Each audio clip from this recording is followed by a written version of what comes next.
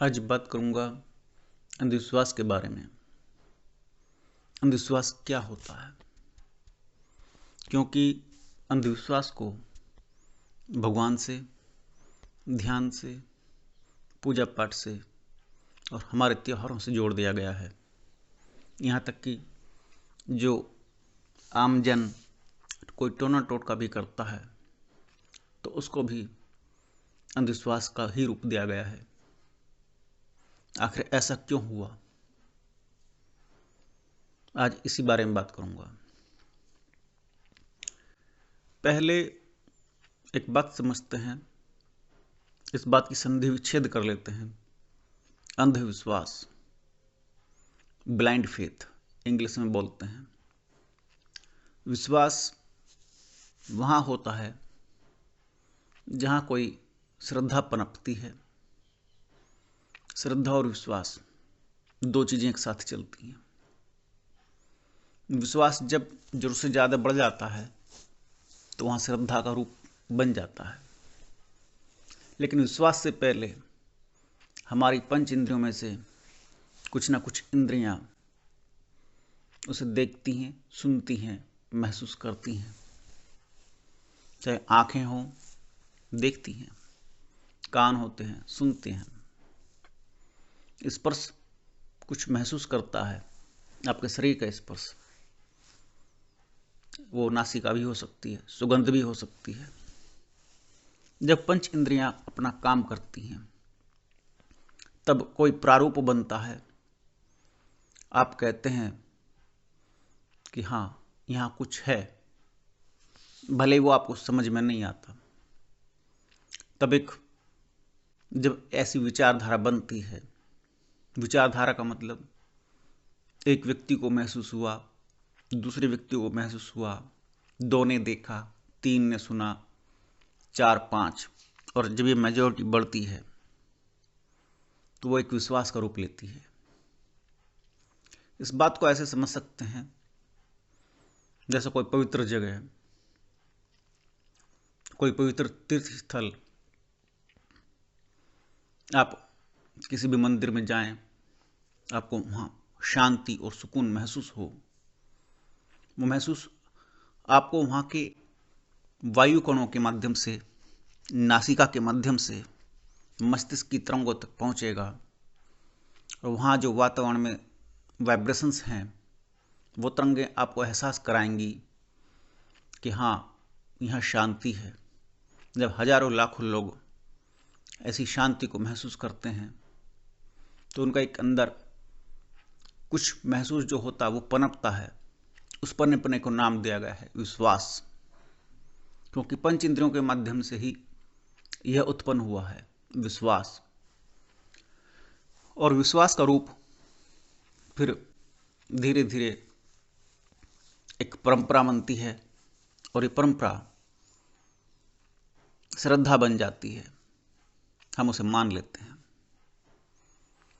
भले ही हम उस बात का, विषय वस्तु का विज्ञान नहीं जानते। विज्ञान जानने के लिए तो पढ़ना लिखना भी पड़ेगा, वेदों को जानना भी पड़ेगा, तर्क और वितर्क के माध्यम से उस प्रक्रिया से गुजरना भी पड़ेगा। ऐसे बहुत सारे कारकों से बचने के लिए सीधे सीधे शांत मन और शांत भाव से कि सुकून ही तो चाहिए, और सुकून के माध्यम से हम अपने अंदर एक विश्वास धारण कर लेते हैं। क्योंकि हजारों सालों से जो चीज़ें चली आ रही हैं उनमें क्या तर्क वितर्क करना। मुश्किल से 2-4 या मैक्सिमम 10% लोग होते हैं जो इस कारण की खोज करना चाहते हैं, बिना ये समझे कि पंच इंद्रियां बिना पढ़े लिखे भी काम करती हैं। उन पंच इंद्रियों को पढ़ाई लिखाई की आवश्यकता नहीं है। आपके मस्तिष्क में जो बुद्धि बैठी है वो बुद्धि तर्क को तर्क करती है और वो आपको प्रेरित करती है कि क्यों, ऐसा क्यों है। केवल उसकी संतुष्टि के लिए आप पढ़ते लिखते हैं कि वैज्ञानिक कारण क्या है। और जब आप नहीं खोज पाते उस क्यों का जवाब तो आप कहते हैं ये अंधविश्वास है, जबकि वहां अंधविश्वास नहीं है, वहां पंच इंद्रियां काम कर रही हैं। और फिर इस बात पर भी एक तर्क आता है कि इस बात पर भी तर्क आता है कि कर्म, संस्कार और पूर्वजन्म के आपके फल क्या आपको वो अनुभूति कराते हैं जो आपको वहां महसूस होनी चाहिए। क्योंकि किसी भी तीर्थ स्थल पर कोई धार्मिक व्यक्ति ही जाता है, और धार्मिक व्यक्ति केवल तभी बनता है जब उसने कोई पुण्य कर्म किया हो। वो उसके अंदर धार्मिकता उत्पन्न करती है, धर्म के प्रति आस्था उत्पन्न होती है, विश्वास उत्पन्न होता है, और वो विश्वास अदृश्य रूप से पूर्व जन्म के पुण्य कर्मों के फलस्वरूप उस मनुष्य को उस दिशा में लेकर के जाता है, अथवा ईश्वर उसको उस क्षेत्र में अग्रसर करते हैं कि जहां वो उस अनुभूति को महसूस कर सके, जहां ईश्वर ने पढ़ने लिखने से परे, बुद्धि और विद्या से परे पंच इंद्रियों का सिद्धांत प्रतिपादित किया है, जहां ईश्वर अपनी अनुभूति कराते हैं। इसीलिए काशी बड़ी पॉपुलर हुई। काशी में कहीं ना कहीं कुछ ना कुछ विशेष रहा होगा, कोई तो बात होगी। सभी सन्यासी लोग पर्वतों पर ही क्यों जाते हैं? कोई अफगानिस्तान में क्यों नहीं बसता?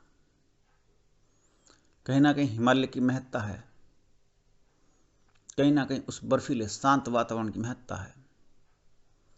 कैलाश पर्वत पर आज तक कोई भी ध्वजारोहण क्यों नहीं कर पाया? कहीं ना कहीं कुछ ना कुछ तो है। जबकि आप उस बुद्धि और विद्या से केवल बुद्धि को संतुष्ट करने के लिए अपने तर्क को इतना परखना चाहते हैं कि वो विश्वास हो जाए कि कारण और परिणाम का संबंध स्थापित हो रहा है, जबकि ईश्वर ने आपके ही अंदर पंच इंद्रियों के माध्यम से वो इलॉजिकल पावर पैदा की है, जिससे आप स्वयं ही उसे महसूस कर सकते हो, अनुभव कर सकते हो। इस अनुभव के परिणाम स्वरूप ही कि कुछ महसूस हो रहा है, और बहुत गहराई में जाना है, जहाँ तर्क से परे जा कर के हम उन वाइब्रेशंस की स्टडी कर सकें, उन रश्मियों की गणना कर सकें। वो सब विज्ञान तंत्र शास्त्र के क्षेत्र में और ज्योतिष के क्षेत्र में चला जाता है। बड़ी अद्भुत बात है। जैसे कह देते हैं, वाइब्रेशंस की बात करूं तो ग्रहण के समय उससे कुछ घंटे पहले और कुछ घंटे बाद तक मंदिर बंद कर दिए जाते हैं,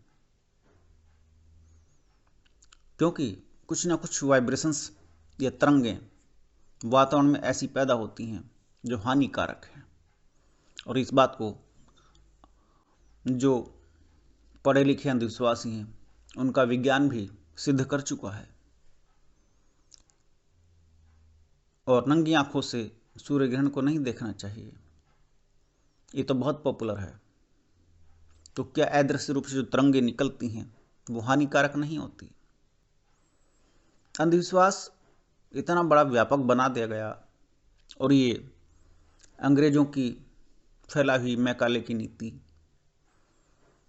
हमारे ऊपर जो आक्रांतों ने अत्याचार किए, उन्होंने जो हमारे शास्त्रों को खंडित कर दिया और हमें एक भ्रमित शास्त्र पकड़ाया अपनी मनमर्जी का, जो केवल तर्क की बातें करता है, जबकि हमारे वेद और शास्त्रों में तर्क और तर्क से परे लॉजिकल और इलॉजिकल, इन दोनों का पूरा वर्णन मिलता है। तो अंधविश्वास कहीं कोई गलत नहीं है, उसके पीछे की साइंस आपके ही शरीर में छुपी हुई है। इस बात को ही तंत्र शास्त्र आपको समझाता है, इस बात को ही आपका ज्योतिष विज्ञान रश्मियों की गणना करके इस बात को बतलाता है कि आपके आने वाले शरीर, आपका आने वाले समय में आपका शरीर क्या महसूस करेगा, और क्या महसूस करने के बाद बॉडी में से क्या रिएक्शन पैदा करेगा कि आपका आने वाला समय, मान लीजिए शनि की ढैया है तो 6.5 है, तो उन रिएक्शंस को महसूस करेगा जो ऊपर ब्रह्मांड से आ रही हैं रेज, और आपका शरीर एक बीमारी जनरेट करेगा। उस बीमारी के परिणाम स्वरूप आप डॉक्टर के पास जाएंगे। होता सब कुछ आपके शरीर से ही है, पंच इंद्रियों के माध्यम से ही होगा, आपके कर्मों के फलस्वरूप होगा। लेकिन इन सब बातों को, इतनी गहराई के विज्ञान को आपको एक नया पाठ पढ़ा दिया गया, ये सब अंधविश्वास है। जबकि आप समस्त विज्ञान को अगर एक तरफ रख दें तो जो आप महसूस करते हैं और जो महसूस नहीं करते हैं, और जहाँ आपको सुकून मिलता है, जिसके पास आपका विज्ञान नहीं है, वो है ध्यान। तो आप जो सुकून महसूस करते हैं उसकी व्याख्या नहीं दे पाते। दो बिंदुओं के बीच जो अंतराल है, उस अंतराल में जो सुकून की अनुभूति है, जो शून्य तत्व है, वह जो ध्यान है, जो आपको सुकून उपलब्ध कराता है, उसको भी अंधविश्वास से जोड़ दिया गया। किसी भी पदार्थ के अंदर जो ऊर्जा किसी समय विशेष पर उत्पन्न होती है अथवा किसी समय विशेष पर उत्पन्न कराई जाती है, उस ऊर्जा का जो विज्ञान है, उसको एक पाखंड वाला शब्द दे दिया गया कि ये टोने टोटके हैं, जबकि वो एक किसी पात्र विशेष के अंदर अथवा किसी पदार्थ के अंदर कोई ऊर्जा विशेष रूप से भरी जाती है, और किसी समय विशेष में एक विज्ञान है, क्रमिक विज्ञान है। इस विज्ञान को पढ़ना चाहिए, अध्ययन करना चाहिए, कम से कम इस बात को इस तरह से समझना चाहिए कि हम अंधविश्वासी ना बने और केवल ये समझा सकें अथवा समझ सकें कि अंधविश्वास एक्चुअल में है क्या। नमस्कार।